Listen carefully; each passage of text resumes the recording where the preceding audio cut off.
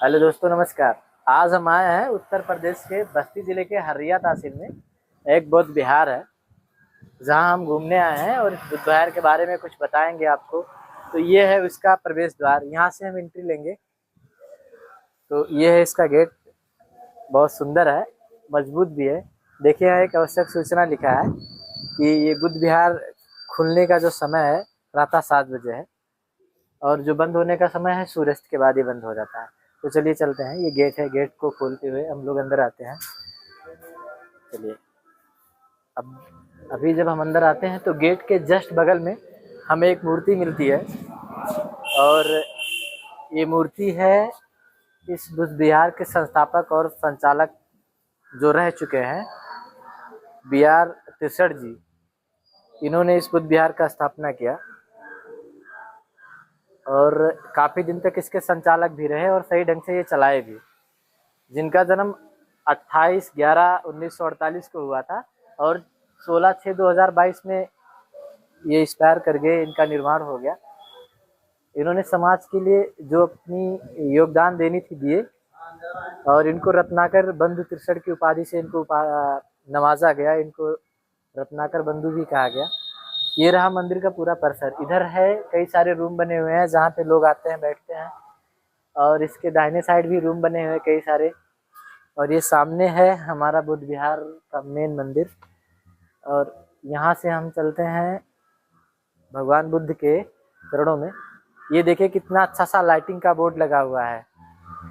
तो अब हम चल रहे हैं बाबा साहब के और बुद्ध भगवान के मंदिर में, और ये है, यहाँ भी गेट लगा हुआ है, इसको हम खोलते हैं। ये है, देखिए दोस्तों कितना शांत और सुंदर वातावरण है यहाँ का। ये देखिए, ये हमारे बाबा साहब जी हैं, जिन्होंने अपना पूरा जीवन देश के पिछड़े और दबे कुचले लोगों के लिए समर्पित किया। इनका योगदान ये बहुत ही अच्छा रहा उन शोषित समाज के लिए जो समाज में अपना सर उठा के नहीं जी पाते थे। और ये हैं भगवान बुद्ध, जिन्होंने बौद्ध धर्म की स्थापना की और लोगों को बताया कि आप पाखंडवाद से दूर रहिए। रूढ़वादी परंपराओं को इन्होंने तोड़ा, खत्म किया। अब यहाँ देखिए कुछ तस्वीरें लगी हुई हैं नीचे, ये जिसके माध्यम से कुछ बताया जा रहा है। जैसे ये पहली तस्वीर है जिसमें दिखाया जा रहा है कि सिद्धार्थ गौतम का जन्म जब हुआ उस टाइम की ये तस्वीरें हैं। इसके बाद भगवान बुद्ध से प्रचलित एक कथा है, एक देवदत्त थे जो एक हंस पे वार करते हैं बाढ़ से, और भगवान बुद्ध उसको बचाते हैं।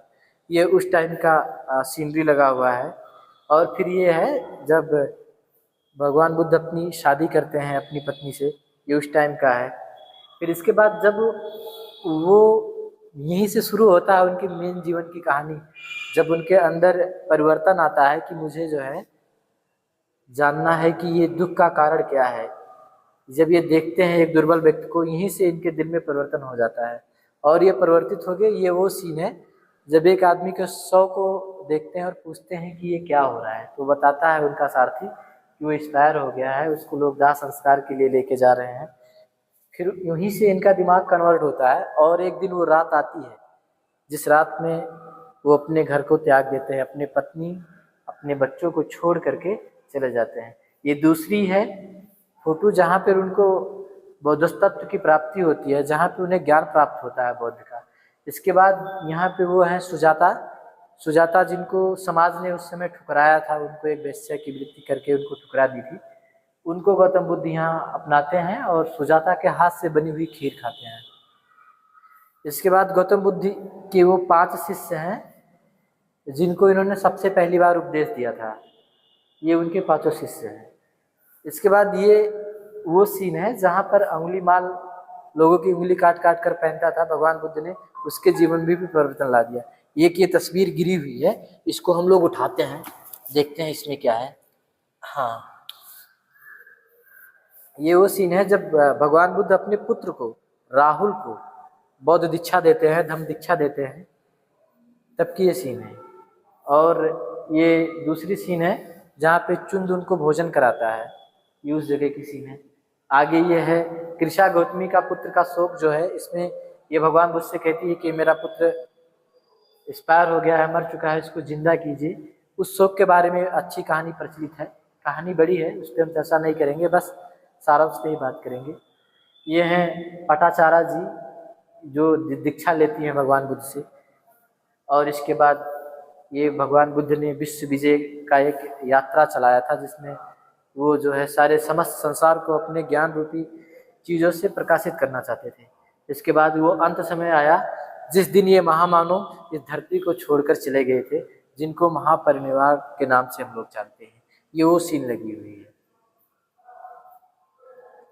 बाकी ऐसे कई सारे सीन यहाँ पे लगे हुए हैं जिस पे हम लोग डिस्कस करेंगे तो काफ़ी बड़ा वीडियो हो जाएगा, फिर भी करते हैं अभी। बाकी यहाँ देखिए, एक नीलागिरी नाम की एक हाथी होती है जो पागल सी हो जाती है, सब जगह उपद्रव मचा के रखती है, उसको भगवान बुद्ध ने मुक्ति दिया था। और इसके बाद इधर चिंचा है जो भगवान बुद्ध के खिलाफ षड्यंत्र रचती है, उनको फंसाती है, उनके चरित्र को कलंकित करती है। ये उसकी तस्वीर है। और ये वो तस्वीर है जो दुनिया की सबसे मार्मिक तस्वीर होती है। इसमें ये दिखाया गया है, एक पत्नी जब अपने पति से इंसाफ मांगती है कि मेरा क्या गलती था कि आपने मुझे बिना बताए छोड़ दिया। ये उस संवाद की फोटो है जब भगवान बुद्ध स्वयं अपनी पत्नी से भिक्षा लेते हैं। वो सीन महसूस कीजिए, वो अवस्था महसूस कीजिए जब एक पत्नी अपने पति को भिक्षुक के रूप में अपने सामने पाती होगी, क्या अवस्था रही होगी उसकी। और ये घमंडी ब्राह्मण कश्यप द्वारा कुछ किया गया वृत्तांत है, उसकी ये तस्वीर है।